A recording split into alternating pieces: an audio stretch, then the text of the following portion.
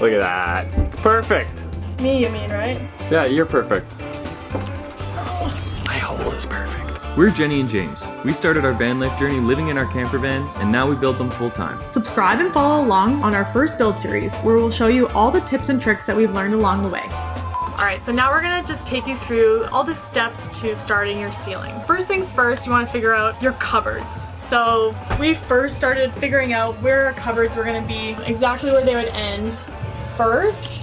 And now we're gonna build the ceiling off of that. Just by total chance, it's actually 4 feet across. So we're actually gonna be able to use a full sheet of ply and then just have 2 pieces of it to line the whole top. So the style of the ceiling, we're gonna do the same as our last van. So it's kind of like a deck style, it looks really polished, and it's just something that we saw on the internet that we really liked. So we'll link our van tour of our last van so you can see what it looks like and what this one's gonna look like. Once you have a piece that fits, hold it up in the space here, and then you're gonna need to trim out this notch as well. So sort of just mark where it starts to come out and how far it needs to come out, cut that.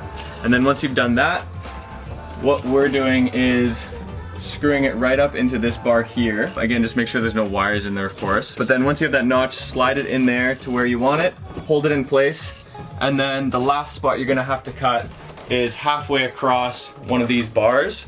Since you're gonna need 2 sheets of plywood spanning the van, you don't want this to overlap fully and then this one's just kind of dangling down, so you want them both to meet right in the middle of one of these. So those are all the cuts you need to make. We've just done that. Now we're just measuring where our fan is gonna go, because we're gonna need to cut that out before as well. And so for measuring the hole in your fan, what we did was I just held my ruler like this so that it was straight all along this line, made a little mark here, and same for this side, just so we know exactly on here where the fan's gonna start.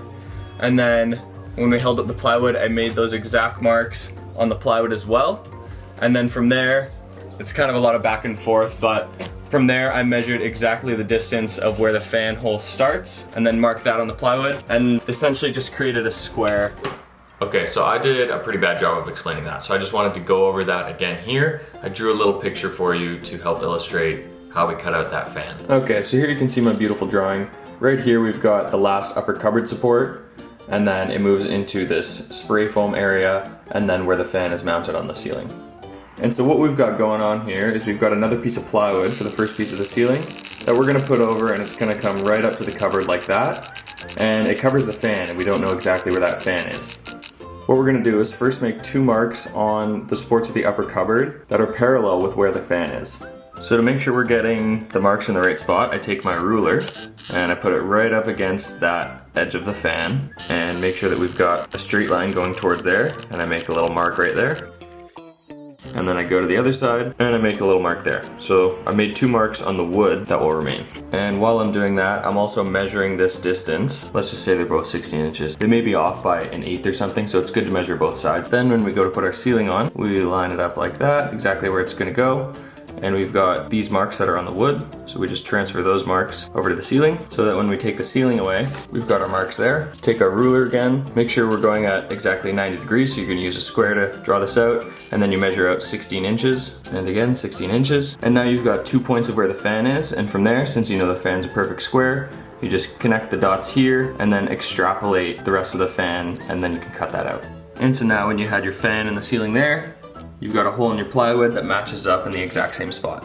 If you're still scratching your head and don't really get it, rewatch it a couple times, it's gonna make sense. So these are my marks that I started with. I measured out to where the fan hole starts, and then I just made my square there.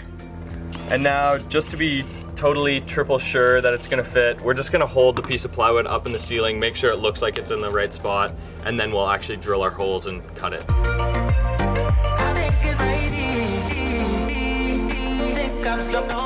Let's see if it worked. I'm gonna punch her out.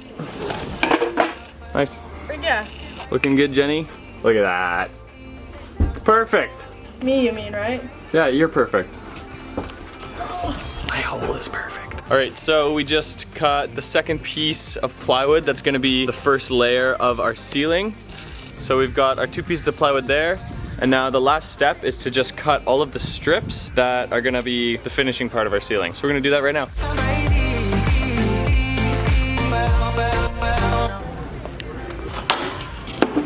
Awesome, thank you. so we've just cut all of our strips for our ceiling. We're just gonna give them a quick sand and then we're gonna start painting. I just wanted to show you what stain we used because last year we tried this type of stain and we had 3 different goes. Basically it was showing up as like kind of like a zebra pattern, like you could see a lot of the variation in the wood, which we just didn't like. So eventually found this solid stain, and basically it still shows texture in the wood, so it gives it that natural look, but you don't see the color variation. So it's a really polished look and we really like it.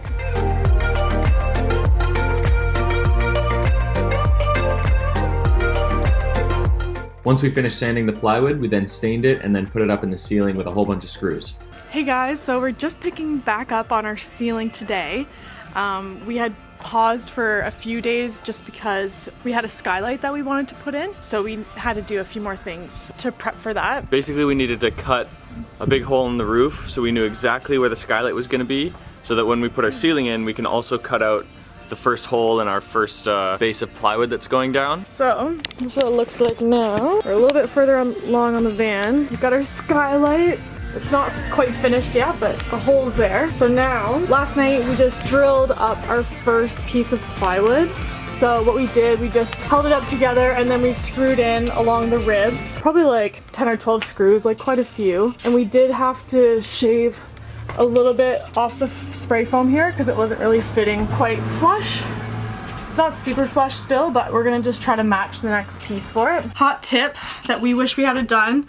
So our last piece of tongue and groove we thought was gonna fit perfectly here. It actually doesn't, it fits like here. So we're gonna have to make a really, really small piece to stick in there, which is pretty unfortunate. So if we were doing this again, we would definitely have done the ceiling first if we could have, and then tongue and grooved starting at the top down to the bottom so that we wouldn't have this awkward space at the top where it's gonna be a high visual area. Jenny and I just spent a little time making sure the second piece fit. So those are our 2 initial pieces in there, and now what we're gonna do is just go on top of the roof and then trace it down from the skylight where we wanna cut the hole, and then we'll take the piece of wood down, cut the hole, put it back up.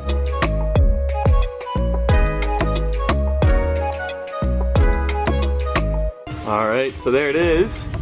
Big old hole cut.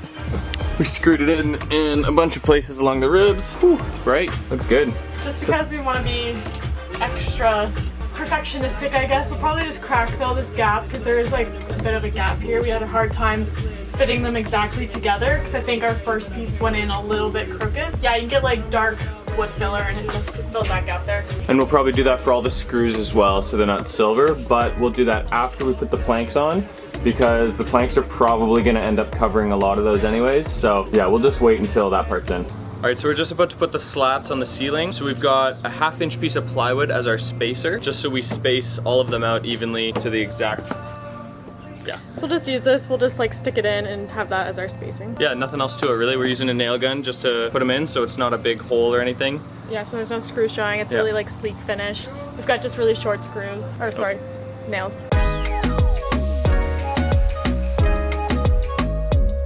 We've gotten to pretty much the middle of our ceiling, and that's where we've got our puck lights ready to go in. These guys. So, we've got marks on the ceiling for where they're going, and we want them to fit right in the middle of one of the planks that we're putting up. We forgot to mention that when we put the backing pieces of plywood up, we marked in a pencil where exactly those lights were gonna go. So we're just gonna make a mark on the one next to it, and then once we put the next plank on, we'll make the mark to drill the hole with our hole saw, fish out the wires that are in there, and then put them in. So we just tucked the wires just over. We kind of made like a little slot, so that way we won't drill into them. We can fish them out, and then it's nice having that space up there for when you need to change them, and you can actually change the wire and then shove it back up in. My camera battery died, so we missed some of that. Our battery for the nail gun just died, so while we're waiting, we're cutting out the pieces for the bezels for the fan, and then we're also gonna put the one on for the skylight. These things are always way too long, so just stick it up there and then you'll have to measure how much you have to cut off.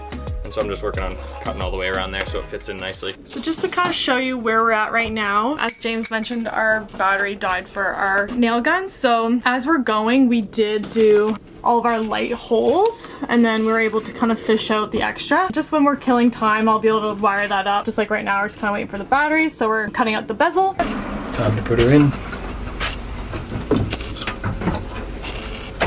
Come on.